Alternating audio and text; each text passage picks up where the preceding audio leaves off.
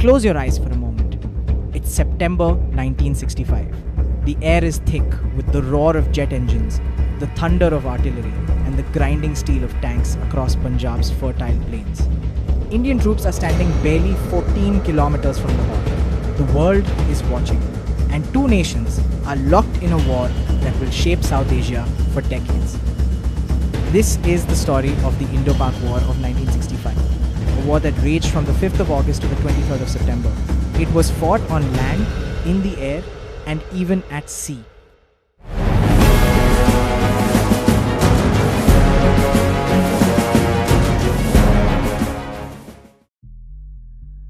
Let's step back and see how it began. Ever since partition in 1947, the question of Jammu and Kashmir had remained unresolved. For Pakistan, it was unfinished business. By 1965, President Ayub Khan believed the timing was perfect. India had suffered defeat against China in 1962. Its army was still rebuilding, morale was shaken, and Pakistan felt confident. After all, its own military had been modernized with American weapons, Patton tanks, Sabre jets, and artillery. Pakistani generals were convinced they had the upper hand. The plan was simple but risky: infiltrate Kashmir, stir rebellion, and make India lose its grip. This was codenamed Operation Gibraltar. In August 1965, thousands of Pakistani soldiers slipped across the line of control, disguised as locals. They carried weapons, explosives, and one mission to ignite a Kashmiri uprising. But the uprising never came. The local people didn't join them. In fact, many informed the Indian authorities.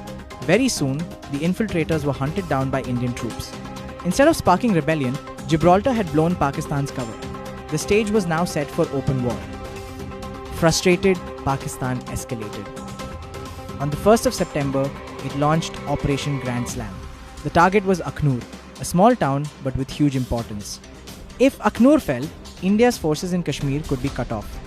At first, Pakistan's offensive moved fast, led by 1 armored division and 7 infantry division.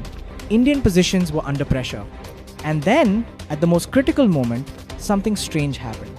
Pakistan's high command suddenly changed generals mid-battle, replacing Major General Akhtar Hussain Malik with Major General Yahya Khan. The pause allowed India to regroup.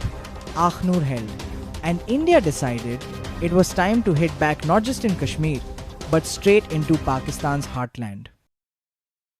At dawn on the 6th of September, Indian soldiers crossed the international border. The war had now spread far beyond Kashmir. In the Lahore sector, Indian troops of 15th Infantry Division advanced with speed, capturing villages and racing towards the Etched Canal. They reached within 14 kilometers of Lahore itself. The shock forced Pakistan to divert forces.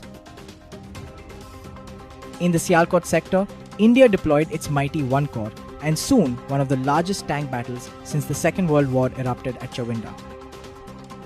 Patton tanks and Centurion tanks clashed in brutal close combat. The ground shook, both sides suffered heavy losses, but neither could break through. And then came the decisive clash, Karan. Pakistan launched its biggest offensive here, aiming for Amritsar. Hundreds of Patton tanks thundered forward. Waiting for them was India's 4 Mountain Division, commanded by Major General Gurbaksh Singh. The Indians had prepared a trap. Fields were deliberately flooded with water, turning the land into a swamp. Tanks bogged down, unable to maneuver. And into this deadly trap, the Pakistanis drove straight in. The result was catastrophic.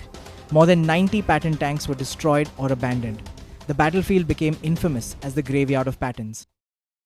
But what truly turned Asal Uttar into legend was one man, Company Quarter Master Havildar Abdul Hamid of 4 grenadiers. Armed with just a recoilless gun mounted on a jeep, Abdul Hamid hunted tanks at point-blank range. One after another, he knocked them out, 7 enemy tanks destroyed before he was martyred on the 10th of September. His courage electrified the battlefield, his sacrifice turned the tide, and his name was etched forever in history. For this supreme act of valor, Abdul Hamid was awarded the Param Vir Chakra, India's highest military honor. While Punjab was ablaze, another daring battle was unfolding in Kashmir. To cut infiltration routes, India targeted the Haji Pir Pass. The mission was given to one parachute brigade, led by Brigadier Ranjit Singh Dayal.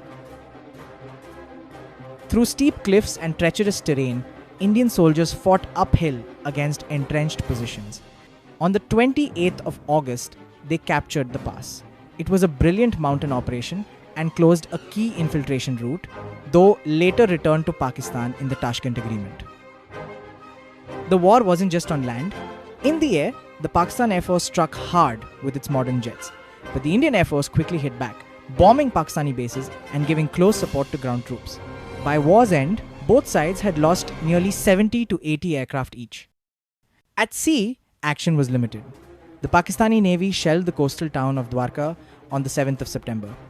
The Indian Navy, however, held back, waiting for escalation that never came. By late September, the war had dragged both nations to exhaustion. India had captured about 1,800 square kilometers of Pakistani territory. Pakistan held around 550 square kilometers of Indian land. Both sides lost roughly 3,000 soldiers each. The United Nations stepped in, and on the 23rd of September 1965, a ceasefire was declared. In January 1966, the Tashkent Agreement, mediated by the Soviet Union, restored captured territories. On paper, the borders returned to status quo, but in reality, nothing was the same again. Looking back, 3 lessons stand out. First, Pakistan's gamble failed. Kashmiris did not rise in revolt, and India, far from collapsing, showed resilience. Second, India proved its strength. By daring to strike across the border, by clever tactics at Asal Uttar, and by capturing Haji Pir, it seized the initiative. And third, above all, the war reminded us of the power of individual heroism. Abdul Hamid's name still inspires generations' proof that one soldier's courage can change the course of a battle. To quickly recap, the war began with Operation Gibraltar and escalated with Operation Grand Slam. India crossed into Punjab, reaching 14 kilometers from Lahore. The Battle of Asal Uttar turned Khemkaran into the graveyard of Pattons. Abdul Hamid destroyed 7 tanks and received the Param Vir Chakra. India gained 1,800 square kilometers, Pakistan about 550 square kilometers.